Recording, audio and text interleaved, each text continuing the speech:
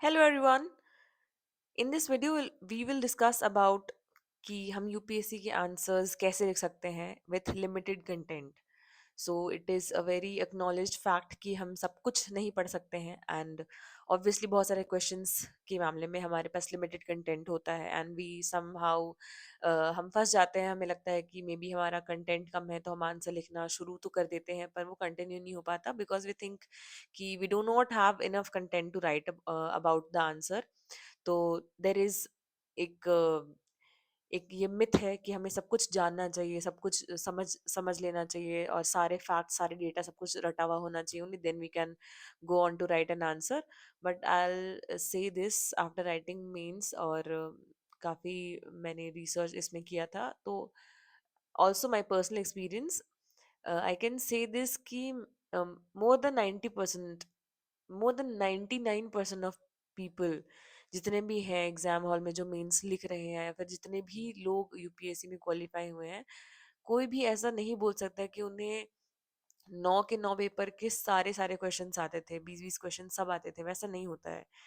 We have to make the answers at the point. जैसे कि आपको आपको कुछ पता है, वील ऑल्सो डिस्कस कि कैसे इन सारे क्वेश्चंस को अटेम्प्ट किया जाता है एंड लिमिटेड कंटेंट मतलब क्या होता है एंड हाउ टू राइट. क्योंकि इट विल नॉट हैपन कि आपको सब कुछ आता होगा.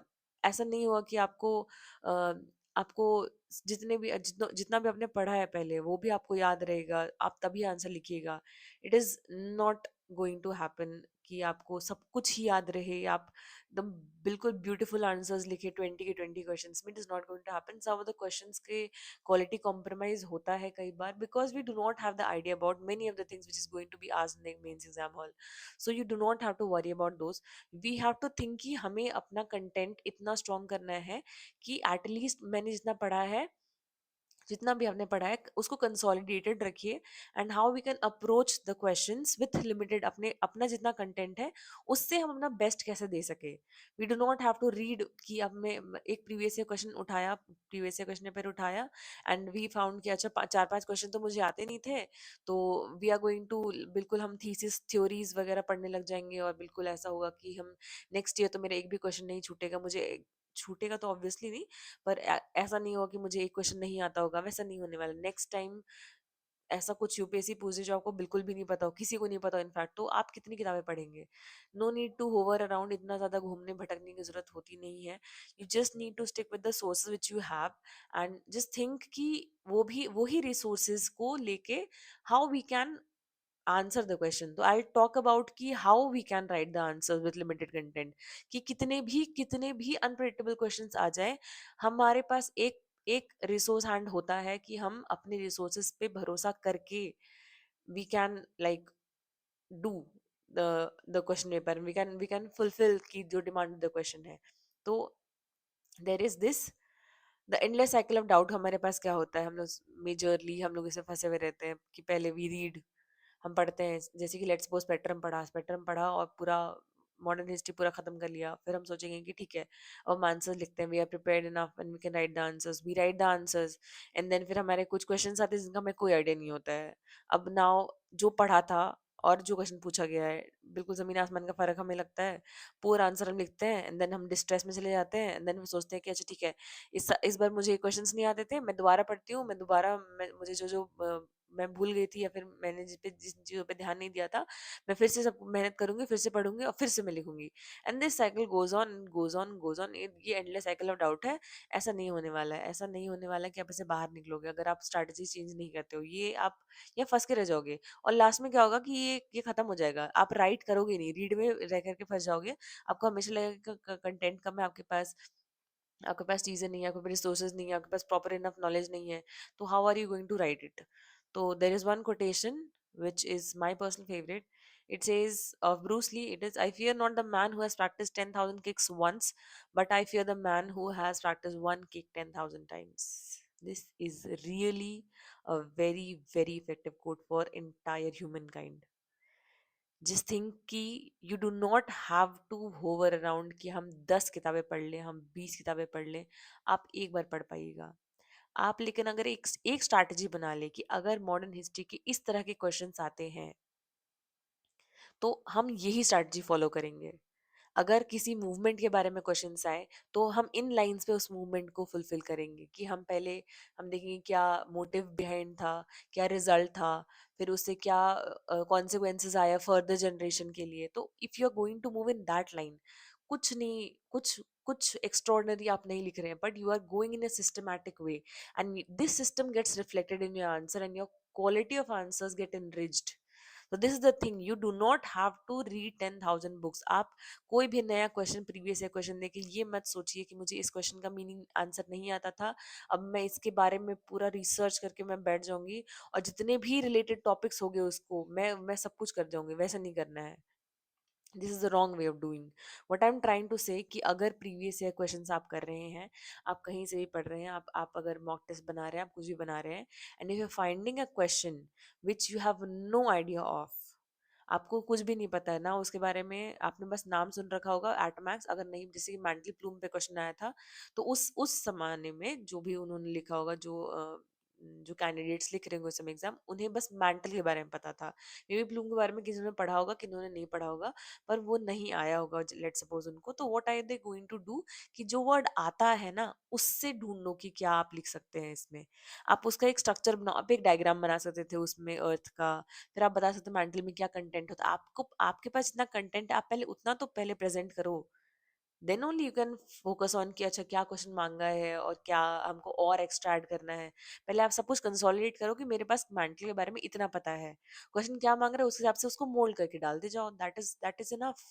और वो हर क्वेश्चन के साथ आप सोचो कि मेरे पास लिमिटेड कंटेंट है, मुझे 4-5 डेटा लेट सपोज याद है वुमेन के बारे में, तो उसको मैं किस तरह से प्रेजेंट करूंगी so that it addresses the quality of question और answers which is it is demanding. ठीक है, तो you have to focus on that. there are two things which is very important in width and depth, width of an answer and depth of the answer। कि what I'm talking about कि आपको अगर किसी unknown question, let's suppose unknown है या आपको नहीं पता है उतना ज्यादा, तो कैसे अप्रोच करना है, वाइड एरिया में जाइए। जैसे कि let's suppose see this question, comment on the resource potential of the long coastline in India and highlight the status of natural hazard preparedness in these areas। ठीक है, इसको तोड़ते हैं पहले। It is comment on the resource potential of the long coast line of India.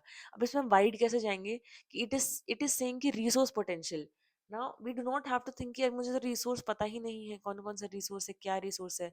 आप जितने भी resources, renewable, non renewable, उसमें भी तोड़िए, सोलर एनर्जी हो गया, विंड एनर्जी हो गया, टाइडल एनर्जी हो गया, मिनरल हो गया, फिर जो जियोलॉजिक मिनरल्स है वो सब हो गए, फिर ऑयल हो गया, फिशिंग हो गया, वो भी रिसोर्स है, फिर नेचुरल रिसोर्स जैसे कि ट्रीज एंड प्लांट्स एंड वो सारे रिसोर्सेज हो गए।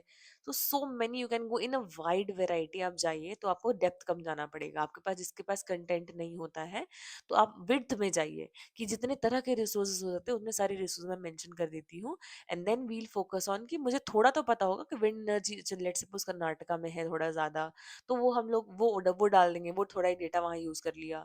फिर और जैसे कि मुंबई हाई है एंड ऑल दीज प्लेसेस जहाँ पे ऑयल कटिंग, वो भी रिसोर्स है, आप वो भी डाल दो। फिर मोनाजाइट सैंड होता है, आप दो एरियाज में चले गए, आप नॉर्दर्न, आप सॉरी, आप इधर वेस्टर्न घाट वाले इलाका में चले गए, फिर ईस्टर्न घाट वाले इलाके में चले जाए, तो वही लॉन्ग कोस्ट लाइन, तो इधर इधर आप जाकर के गोइंग टू मोनाजाइट सैंड, वहाँ पे उड़ीसा वाला में मिलता है, तो यू गो ऑन दैट कि अच्छा ये भी एक रिसोर्स है। तो the way you have to arrange, आप विड्थ में जाइए कि जितना वाइडली हम कवर कर सकते हैं इस टॉपिक को। रिसोर्स इज अ कम्प्लीटली एक ओपन एंडेड वर्ड है, आप कितना भी इसमें ऐड करिए it will always be less. कि आप, इट इज सेइंग कि comment on the resource potential, the potential है दैट ऑल्सो। तो आपको यहाँ पे कोई ट्रैप नहीं लगाया गया है कि आपको अच्छा रिसोर्स पोटेंशियल लिखना है तो आप सिर्फ रिन्यूएबल रिसोर्सेज लिख दिए, सिर्फ नॉन रिन्यूएबल लिख दिए। आप जितना सोच सकते हैं ना आप उतना सोचिए, उसको वाइड बनाइए ताकि आपका आंसर और लाइवली दिखे। अगेन इट इज कि दूसरा बात था डेप्थ। तो लेट सपोज अगर ऐसा होता कि सिर्फ रिन्यूएबल रिसोर्स पे पूछता, कि सिर्फ रिन्यूएबल, तो आप उसमें डीप जाते, तो आप एक रिसोर्स को काफी डीपली बताते कि इसका ये पोटेंशियल है, आपका इसका ये है, तो वो क्वेश्चन थोड़ा डिफिकल्ट हो जाता। तो this is how you have to balance. आपको क्या पता है, आपको विड्थ ज्यादा पता है तो आप विड्थ पे जाइए, अगर आपको डेप्थ ज्यादा पता है तो डेप्थ पे जाइए। Both are equally rewarding. The thing is कि कितना आंसर स्ट्रक्चर्ड लगता है। ऐसे हाफ हजार मत जाइए। आप if you are writing resource potential, आप रिन्यूएबल पहले लिख लीजिए, नॉन रिन्यूएबल पहले लिख लीजिए, देन फिर अगेन अगेन आपके पास दूसरा दूसरा तरीका होगा कि आप पहले ह्यूमन रिसोर्स लिख दीजिए, देन नेचुरल रिसोर्सेज लिख दीजिए, मिक्स्ड रिसोर्स लिख दीजिए। It is up to you how you have to arrange. तो इतना अरेंजमेंट अगर होगा, अगर आप ये लिखिए कि प्रेजेंट ये है, पोटेंशियल ये है, फ्यूचर में आपका ये हो सकता है, the way you have to arrange, this is up to you. This is not about कि ये मैं कैसे बता रही हूँ, it is up to you कि आप किस तरह से अरेंज करना चाहते हैं, आप कितना सिस्टमेटाइज दिखाना चाहते हैं अपने answer. So that is the thing which is very very important, and that is how you have to address the limited. ये लिमिटेड आपका कंटेंट था ना, आपको तो नहीं पता था सब कुछ, पर आप लिमिटेड कंटेंट से कैसे आप चीज़ों को उठा रहे हैं and you are placing it. The thing is कि लेट सपोज आपके घर में कोई गेस्ट आता है, तो यू डू नॉट फाइंड कि मैं वर्ल्ड्स बेस्ट खाना में लेकर के बना करके रखूंगी, या फिर अगर वर्ल्ड बेस्ट खाना नहीं है तो आई नॉट सर्व द गेस्ट। आपके पास जो है, जितना है, आप उसमें से बेस्ट बनाने की कोशिश करें, दैट इज द थिंग।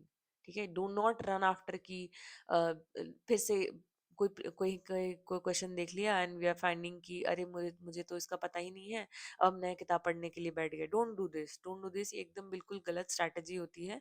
अगर लेकिन देखिए, अगर बेसिक आपका नॉलेज नहीं है, थोड़ा आपका बेसिक अगर स्ट्रांग है, आपको लग रहा है, तब आप ये तरीका अपना सकते हैं। पर आपका अगर बेसिक स्ट्रांग नहीं है, आपने जो बुक पढ़ा है वो आपका बुक अ, अभी कंप्लीट नहीं हुआ, लेट्स सपोज स्पेक्ट्रम आप पढ़ रहे हैं, तो स्पेक्ट्रम अगर आपको कंप्लीट नहीं हुआ है प्रॉपरली, तो आप वो कंप्लीट कर लीजिए। ठीक है, first you to complete that, go by heart, एकदम बाय हार्ट कर लीजिए कि जितना जितना पढ़ा है वो बिल्कुल अच्छे से पता है। अगर इसमें से आंसर नहीं हो रहा है, देन यू फाइंड कि ठीक है, मुझे री रिवाइज करना है इसे, मुझे इसे और अच्छे तरीके से कंप्लीट करना है। पर सिर्फ एक क्वेश्चन के लिए एक किताब पढ़ना is not, I would say, एक अच्छा ट्रेड ऑफ नहीं होता है इस चीज में। अगेन नेक्स्ट क्वेश्चन जैसे कि ये होता है, इसमें आपको नहीं पता है, लिमिटेड कंटेंट आपके पास, आपने जितना पढ़ा था, आपने पढ़ा साइक्लोन एंटी साइक्लोन, अब यहाँ पूछते हैं ट्विस्टर्स। तो व्हाट इज ट्विस्टर, तो we don't know what is twister, ये तो बिल्कुल ही सीधे पूछ दिया है ट्विस्टर क्या होता है। पर आपको देखिए, आपको ये नहीं देखना है एग्जाम हॉल में कि आपको क्या नहीं आता है, ये मत ढूंढिए एग्जाम हॉल में कि जब लेट सपोज छोड़िए एग्जाम हॉल, जब when you are answering a answer, when you are answering a question, then ये मत ढूंढिए कि आपको क्या नहीं आता है, कि जैसे कि अगर व्हाट इज अ ट्विस्टर देख करके अगर हम घबरा जाए कि मुझे तो आता ही नहीं है, ये तो आंसर छूट जाएगा, I don't know anything about it. अब मेरा, अब यहीं पे फर्स्ट हाफ में ही मेरा कॉन्फिडेंस जवाब दे दिया, तो how will I be able to answer the next thing. तो आप सोचिए कि आपको क्या आता है, और आप can you do something with this answer, nobody knows, कि कोई नहीं जान रहा था। I was writing this means, and मैंने भी क्वेश्चन पढ़ा तो मुझे कुछ नहीं आता था, एंड आई वॉज फीलिंग कि अब तो पता नहीं बाकी लोगों को भी नहीं आता होगा ऑब्वियसली। ऐसे थोड़ी है ना कि ये क्वेश्चन, मतलब बाकी लोगों ने बहुत ज्यादा पढ़ लिया और ट्विस्टर के बारे में पढ़ लिया, मुझे पता ही नहीं, वैसे तो नहीं था, ना कोई न्यूज में था ना कुछ। आई थिंक एक मूवी आई थी, वो तो हम एग्जाम हॉल के बाहर निकलने के बाद पता चला कि ये कोई मूवी थी twister. And I don't know, पता नहीं कैसे क्वेश्चन फ्रेम किया किया गया, पर या इट इज फाइन कि you don't know about some of the things, तो how we have to answer it. जैसे ट्विस्टर लिखा है, तो at least we can figure out कि कुछ ट्विस्ट कर रहा हो, कुछ कुछ घूम रहा होगा, और यहाँ पे फिर सिर्फ, अगर ये सिर्फ व्हाट इज अ ट्विस्टर पूछा होता ना, it would be the most difficult question in the world, वहां पे कोई नहीं लिखा होता, कुछ भी नहीं लिखा होता किसी ने। पर उन्होंने एक टेल क्वेश्चन छोड़ा है, और वो बहुत बड़ा हिंट है। See what it is saying, why are the majority of twisters observed in areas around the gulf of Mexico, areas around the gulf of Mexico. Now if you imagine the gulf of Mexico, वो थोड़ा enclosed area है वहाँ, that is a gulf obviously, या तो वहां पे twister, किस तरह का twister, what are the weather phenomena, कुछ कुछ ऐसा वेदर फिनोमेना होगा। पेपर वन में पहले पार्ट तो पूछा गया है, and then it is saying कि एक एक ये है, एक वेदर फिनोमेना है, जो कि हम, जो हमने सोचा है, मैंने सोचा था कि क्योंकि ज्योग्राफी, क्योंकि हिस्ट्री में आएगा नहीं ट्विस्टर, एंड देन डिजास्टर में हो सकता है, डिजास्टर ज्योग्राफी मिक्स करके पूछा गया हो, सोसाइटी में ऐसा होता नहीं है।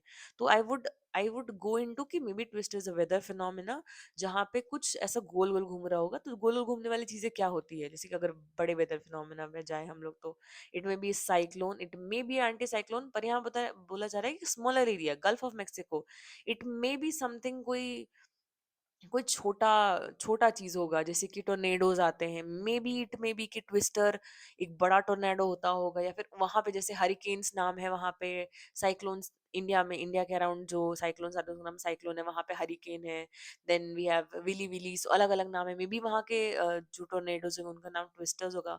आई डोंट नो एग्जैक्टली, वहाँ पे एग्जाम हॉल में कोई आइडिया नहीं था, पर आई कैन एट लीस्ट कि शायद इस तरह की चीजें होंगी। And I would go on कि कुछ नहीं लिखने से बेहतर है, कुछ नहीं भी कुछ करने से बेहतर है, तो एटलीस्ट अगर मुझे ब्लाइंड गेस लेना है तो I would little bit go in to it, but exactly I would not point out कि मे बी मैं वहां पे एग्जाम हॉल में ये नहीं लिखूंगी कि हाँ ये ट्विस्टर यही यही चीजें होती है एंड ऐसी ऐसी चीजें होती है। I would little bit be ambiguous, क्योंकि मुझे भी नहीं पता है, लेकिन मुझे ये नहीं बताना है कि मुझे बिल्कुल नहीं पता है, मुझे थोड़ा पता है, एंड वो एग्जामिनर को पढ़ के पता चल जाएगा कि इन्हें नहीं पता है बिल्कुल। तो ब्लफ नहीं करना है, we just have to play safe यहाँ पे, कि ट्विस्टर्स क्या होते हैं, it is a weather phenomena, और इट इज समथिंग कोई ऐसा वी नो कि जैसे साइक्लोन्स होते हैं एंड वो सब कुछ होते हैं, जितने भी ऑब्वियसली वेदर फिनोमेनाज होते हैं, तो फिर वो किस चीज से बन रहे हैं, और वो उनका स्ट्रक्चर कैसा होता है, उनका डेवलपमेंट कैसा होता है, तो उसके अराउंड में मैं ट्विस्टर का कुछ डिस्क्रिप्शन दूंगी, और वह बताऊंगी कि गल्फ ऑफ मेक्सिको के अराउंड होता है, तो आई मेक एक फोटो, फोटो नहीं, what is it called, diagram, I make a diagram of it. And फिर आई वुड से कि क्यों गल्फ ऑफ मेक्सिको के अराउंड होता है, तो वहाँ के फिजिकल फीचर्स हम बता देंगे बेसिकली। हमें नहीं पता कि वो गल्फ ऑफ मेक्सिको के अराउंड क्यों होता है, पर gulf of Mexico physical features की वजह से ही तो शायद होता होगा। तो ये एक एनक्लोज लैंड है, मे बी वहाँ पे हीट ज्यादा होता होगा, तो उसकी वजह से जो latent heat of the water vapour होता है उसकी वजह से होता होगा। देन फिर वर्टिकल विंड स्पीड होता होगा, all those things which you can recollect कि साइक्लोन अगर होता है तो क्यों, आपका बे ऑफ बंगाल में क्यों हो रहा है, तो बे ऑफ बंगाल का जो फिजिकल फीचर है उसकी वजह से वहां पे साइक्लोन हो रहा है। तो you have to reconnect these things and you have to answer the question in a way कि देखो, इतना भी नहीं लगना चाहिए कि आप ब्लफ कर रहे हो, और इतना भी नहीं लगना चाहिए कि आपको कुछ भी नहीं पता है, ठीक है, तो आप मिडिल वे में जाने की कोशिश करो, ताकि you can answer in a decent way at least, कि आप कुछ भी नहीं लिख करके ऐसा तो नहीं हो रहा है कि मुझे नहीं पता तो मैंने बिल्कुल छोड़ दिया है। तो दिस इज हाउ कि आप लिमिटेड कंटेंट के साथ भी आप कैसे थोड़ा आप सोच सकते हो कि मुझे कैसे आंसर्स लिखने हैं। So this is another quote by Bruce Lee of course. So it says be water my friend, तो पानी की तरह होइए, कि आपको जिस जिस भी क्वेश्चन में ढाल दिया जा रहा हो आप उस क्वेश्चन की तरह आंसर लिखने लगे, ठीक है, तो डोंट, आप अपने आप को रिस्ट्रिक्ट मत करिए कि मुझे ये क्वेश्चन का आंसर आता है और इसका नहीं आता है, तो it is going to be very difficult कि आपको फिर सब पढ़ना पड़ेगा। और इट इज कोई ऐसा गारंटी नहीं है कि आपने जो किताब पढ़ी उसी में से क्वेश्चन आएंगे, क्वेश्चन कहीं से भी आ सकता है, कुछ भी पूछा जा सकता है। इस बार ट्विस्टर पूछा, नेक्स्ट टाइम क्या पता कोई और वेदर फिनोमेना मार्स का पूछ दे, तो यू डोंट नो कि आप तो how much are you going to read. आप ऐसे बेसिक फ्रेमवर्क बनाइए कि आपको कैसे आंसर करना है चीजों को, that is going to be more helpful and more effective than any other preparation. आप ये देखिए कि आपको जब कुछ नहीं आता होगा तो आप क्या कैसे डील करेंगे, आपको जब सब कुछ आता है तो आप तो बेहतरीन आंसर लिखेंगे ही ऑब्वियसली, पर आपको जब कुछ नहीं आता तो आप कैसे उन चीजों को डील करेंगे, दैट इज मोर इम्पोर्टेंट। तो फ्रेमवर्क्स बनाइए, जैसे कि इंटरनेशनल रिलेशंस मैंने फ्रेमवर्क बनाया था, तो I think I have shared in one of the videos of international relations, कि आप कैसे फ्रेमवर्क बना के आप इकोनॉमी के बारे में लिखिए। मुझे जैसे कि अगर लिखना दो कंट्री के बारे में लिखना होता था, तो मैंने क्या किया था कि फ्रेमवर्क बना लिया था, इकोनॉमी के बारे में लिखना है, दो कंट्री की इंटरनेशनल ऑर्गेनाइजेशंस किन किन इंटरनेशनल ऑर्गेनाइजेशन में वो लिखेंगे, फिर सिक्योरिटी पे कहाँ पे वो दोनों कंट्री का क्या situation, then climate change, then defence, then geo economic, all these things, tourism वगैरह। तो this is the framework which I have made, so I have shared in my other videos also. I give the description box में मैं उसका link डाल दूंगी, so you can just go through and you can also prepare yours, क्योंकि वो ज़्यादा effective होता है कि आप अपना बनाइए, अपना सोच समझ के बनाइए कि एक एक पर्टिकुलर आंसर को मैं किस तरह से हैंडल करूंगा, अगर कोई वेदर फिनोमिनन पूछ रहा है तो, या फिर अगर जैसे कि पूछा गया था अर्ली वेदिक और अर्ली वेदिक और लेटर वेदिक के बारे में पूछा जा रहा है, तो आप किस लाइन से बताइएगा, जैसे सोसाइटी बता दिया, फिर इकोनॉमी बता दिया, फिर पॉलिटिकल ऑर्गेनाइजेशन बताया, द कंडीशन ऑफ वुमेन बता दिया। तो ये चार पांच फ्रेमवर्क के अराउंड अगर आप आंसर करते हैं तो आपका आंसर ज्यादा सिस्टमैटिक भी लगता है, and it it shows your maturity in the answers, तो हैप्पैज़ार्ड नहीं लगता है, तो that is the way you have to approach the answers. Okay, one question was asked, तो it is for addressing your issues। तो ये question पूछा गया था कि when you are answering when you have read the basic, आपने पढ़ लिया है, पर आप प्रीवियस क्वेश्चंस पे जा रहे हैं एंड यू आर फाइंडिंग कि ऐसा कोई क्वेश्चन है जो आपने नहीं पढ़ा है या फिर आपके बेसिक जो बुक है उसमें से कवर नहीं हो रहा है, तो क्या करना चाहिए? या तो क्या करना चाहिए ताकि आप कंटेंट को लिमिटेड भी रखें एंड ज़्यादा आप ज़्यादा किताबों में भागे भी नहीं, लेकिन आपका आंसर आपको मिल जाए, या फिर आप आपका नोट जो हो प्रॉपर हो कि नेक्स्ट टाइम आपका हो कि आप आपको ऐसे अनएक्सपेक्टेड क्वेश्चंस को आप आंसर कर पाओ। तो this whole video was a little bit about that only. तो आपको क्या करना है, लेट्स सपोज आपने 2024 का क्वेश्चन पेपर उठाया and you are finding some question, जैसे ट्विस्टर वाला ही क्वेश्चन था, ठीक है? तो व्हेन यू आर फाइंडिंग कि अच्छा ट्विस्टर वाला क्वेश्चन है, तो आप क्या करिए कि आप अभी से जितने प्रीवियस क्वेश्चंस हैं उन सब का आप एटलीस्ट आंसर प्रिपेयर रखिए। आप अपने आपको अगर कहीं से पढ़ना है तो पढ़िए, अदरवाइज आप खुद प्रिपेयर करना चाहते हो दैट इज वेरी गुड। आप प्रिपेयर करके रखिए एंड जितने भी अन एक्सपेक्टेड क्वेश्चंस थे जो किसी को नहीं पता थे, see it is always going to be कि यूपीएससी से क्वेश्चंस डालेगी ही हमेशा। So you don't have to panic about कि ऐसा आप ऐसा मत बनाइए माइंडसेट कि सारे के सारे क्वेश्चन प्रिपेयर करके मैं चली जाऊंगी एंड ऐसा कोई क्वेश्चन होगा ही नहीं जो मुझे नहीं आता होगा, क्योंकि आप ये माइंडसेट के साथ जाइएगा तो आप वहां फंसिएगा फिर, क्योंकि वहां पे वैसे क्वेश्चंस होंगे जो आपको नहीं पता होगा। तो आप ये बेसिक फ्रेमवर्क बना के जाइए कि इन एनी केस जो भी क्वेश्चंस आएंगे, जितना मेरे पास आइडिया है, इधर I cover it in wider area या फिर या मैं डेप्थ में कवर कर लूंगी। In any way I am going to answer the question जो भी आता है, जितना आता है। जैसे कि रिसोर्स पोटेंशियल में हम देखा तो रिसोर्स वर्ड एक ओपन एंडेड वर्ड था, तो ओपन एंडेड वर्ड को पकड़ करके हम आंसर करेंगे। या फिर जैसे ट्विस्टर वाला मैंने गल्फ ऑफ मेक्सिको बताया गया था, तो वो क्यूज पकड़िए जो कि यूपीएससी आपको क्वेश्चंस में दे रहे हैं। उस ट्रैप में मत फंसिए जहाँ पे यूपीएससी को फंसाना चाहता है, वो क्यूज पकड़िए जहाँ पे वो वहां पे आपको एक लीनियंट वे दे रहा है कि आप इसको आंसर करिए। ओके, सो अगर आप प्रीवियस ईयर क्वेश्चंस पे जा रहे हैं तो आप जितने भी प्रीवियस ईयर क्वेश्चंस है बिल्कुल अनबायस्ड वे में उन सबका नोट्स बनाइए and revise those notes and आप दैट इज इनफ। आपका बेसिक बुक, आपका प्रीवियस ईयर क्वेश्चन और जो टेस्ट आप दे रहे हैं, दैट इज इनफ। जो करंट अफेयर्स में आ रहा है वो करंट अफेयर्स आप अप टू डेट रखिए, उससे ज्यादा कुछ नहीं करने की जरूरत है। आपको अपना माइंडसेट ये बनाना है कि मुझे सॉल्विंग माइंडसेट होना चाहिए, कि मुझे कोई भी क्वेश्चन आए I try to solve it with whatever I have, क्योंकि आप उसको प्रैक्टिस कर रहे हैं रोज। आप आंसर राइटिंग रोज प्रैक्टिस कर रहे हैं, तो फिर आप ये सोचिए कि मुझे मुझे परफेक्ट क्वेश्चन नहीं चाहिए। Give me an imperfect question, I will write a good answer. That's it. You don't have to hover around with lot of resources. बहुत सारे रिसोर्सेज रोज आ रहे हैं, रोज आ रहे हैं एंड वो रोज जा भी रहे हैं। तो you don't have to focus on that. आपके पास जो भी बेसिक एक करंट अफेयर का आपका एक सोर्स होना चाहिए, एक स्टैटिक का आपका एक सोर्स होना चाहिए, previous year questions, and that is it, that is it. You don't need anything extra with that, above anything of these. Okay, so thank you.